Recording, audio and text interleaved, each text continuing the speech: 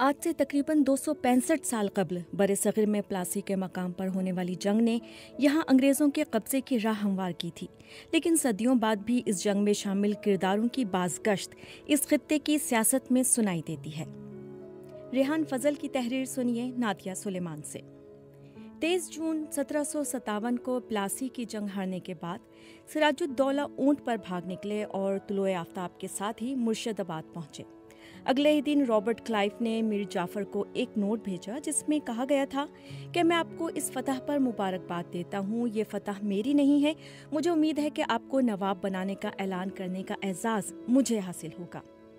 इससे पहले सुबह सवेरे घबराहट और थकावट का शिकार लगने वाले मीर जाफर बरतानवी कैंप में अपनी मौजूदगी दर्ज कर रहे थे तो बरतानवी फौजी उन्हें कर्नल क्लाइव के खेमे में ले गए। क्लाइव ने मीर जाफर को मशवरा दिया कि वो फौरी तौर पर दारुल हुकूमत मुर्शिदाबाद की तरफ कूच कर जाएं और उस पर कब्जा कर लें। क्लाइव मरकजी फौज के साथ उनके पीछे आ गए और उन्हें मुर्शिदाबाद तक पहुंचने में 3 दिन लगे। रास्ते में सड़कों पर छोड़ी गई तोपें, टूटी हुई गाड़ियां और सिराजुद्दौला के सिपाहियों और घोड़ों की लाशें मिलीं। 29 जून को क्लाइव शहर में दाखिल हुए। मीर जाफर ने शहर के अहम दाखिली दरवाजे पर उनका इस्तकबाल किया। ये रॉबर्ट क्लाइव ही थे जिन्होंने मीर जाफर को तख्त पर बिठाया और उन्हें सलामी दी। फिर उन्होंने ऐलान किया कि कंपनी मीर जाफर के इक़्तिदार में किसी भी तरह की मुदाखलत नहीं करेगी और सिर्फ तिजारती मामलात पर निगाह रखेगी। अंग्रेज़ों ने इस जंग के 180 साल बाद तक यकतरफा तौर पर हिंदुस्तान पर हुक्मरानी जारी रखी। मशहूर मौरिख विलियम डालरिम्पल अपनी किताब अनारकी में लिखते हैं कि इस फतह के लिए क्लाइव को ज़ाती तौर पर 34,000 पाउंड की रकम मिलने जा रही थी।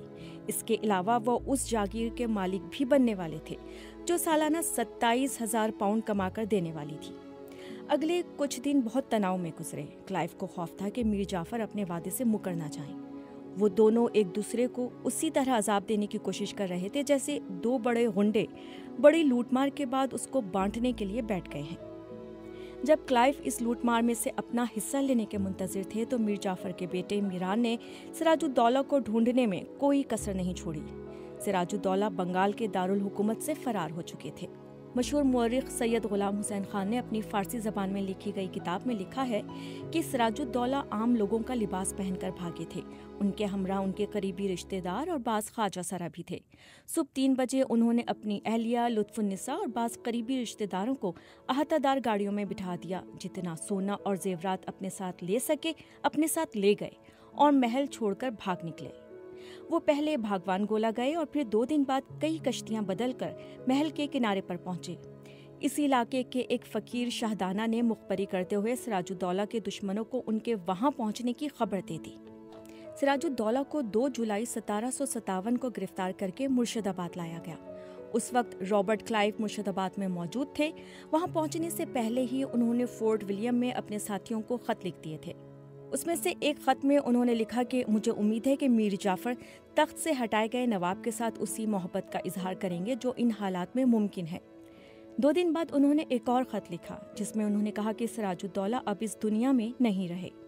नवाब मीर जाफर ने शायद उनको बचा लिया होता, लेकिन उनके बेटे मीरान ने सोचा कि मुल्क में अमन के लिए सिराजुद्दौला को मरना होगा। उन्हें कल सुबह खुशबाग में सुपुर्द खाक कर दिया गया। इस बात की तस्दीक करते हुए रॉबर्ट ओरमे अपनी किताब history of military transaction of the British nation in Hindustan में लिखते हैं कि तख्त बदर नवाब को आधी रात को उसी महल में मीर जाफर के सामने पेश किया गया था जिसमें कुछ दिन पहले तक वो खुद रहा करते थे।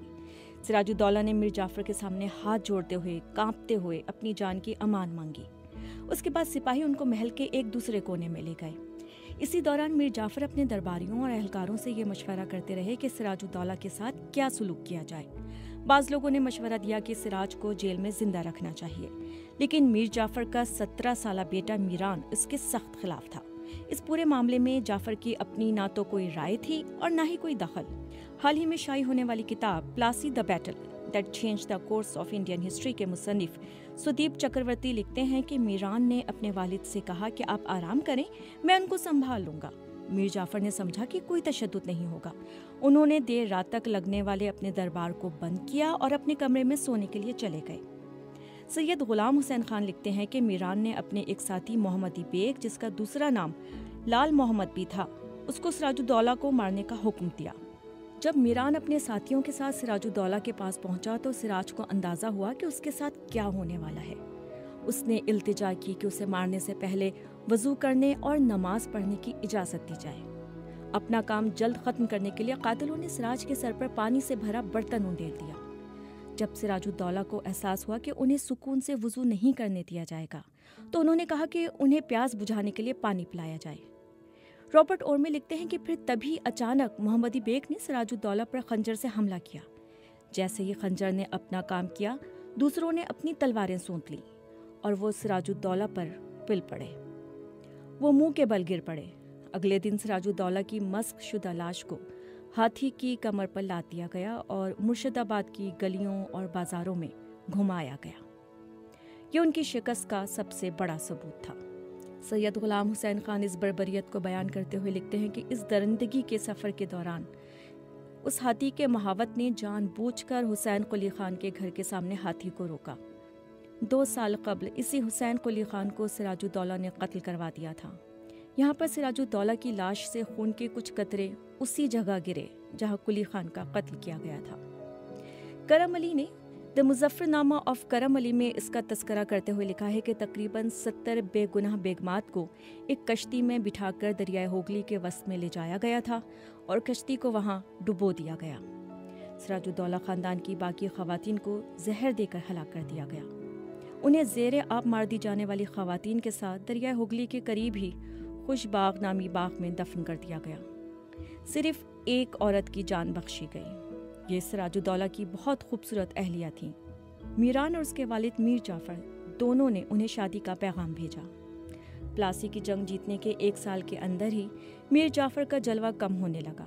کچھ عرصہ قبل تک میر جعفر کی وکالت کرنے والے کلائیو نے انہیں دی اولڈ فول یعنی بے وقوف بوڑھا اور ان کے بیٹے میران کو the worth less young dog یعنی ایک بیکار نوجوان کتا قرار دیا۔ سستی، نااہلی اور افیون نے میر جعفر کو یکسر تبدیل کر دیا تھا۔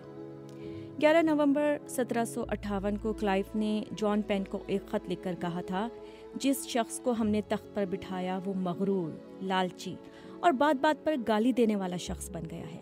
اپنے اس رویے کی وجہ سے وہ اپنے عوام کے دلوں سے دور ہوتا جا رہا ہے۔ سر پینڈرل مون اپنی کتاب Warren Hastings and British India میں لکھتے ہیں کہ میر جعفر کے فوجیوں کے گھوڑے ہڈیوں کا ڈھانچہ بن چکے تھے۔ ان پر سواری کرنے والے ان سے تھوڑے ہی بہتر تھے، یہاں تک کہ اس کے افسر بھی پھٹے پرانے کپڑے پہن رہے تھے۔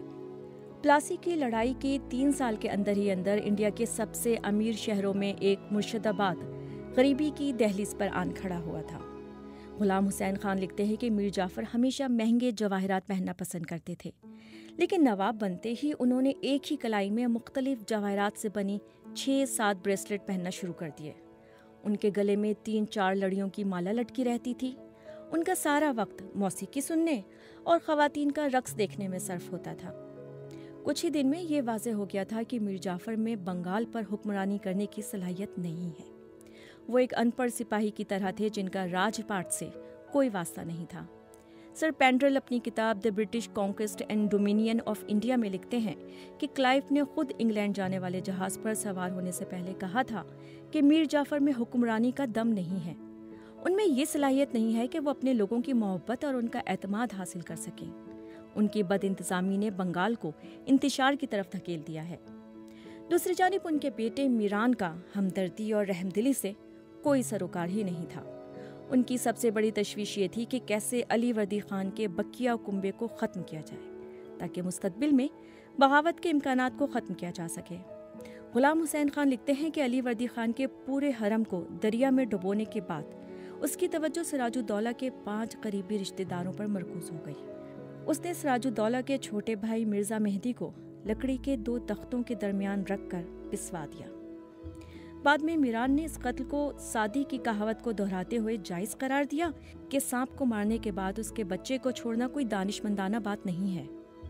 دوسرے حریفوں اور سابق انتظامیہ کے اہم اہلکاروں کو میران نے دربار کے اہم دروازے پر اپنے ہاتھوں سے چھرا گھونپ کر ہلاک کیا یا پھر انہیں زہر پلوا دیا۔ غلام حسین خان نے اپنی کتاب میں لکھا ہے کہ میران سراج الدولہ کے خاندان کے مارے گئے لوگوں کی ایک فہرست رکھتا تھا اور اسے ایک خاص نوٹ بک میں اپنی جیب میں رکھتا تھا۔ جلد ہی اس فہرست میں مرنے والوں کی تعداد 300 ہو گئی۔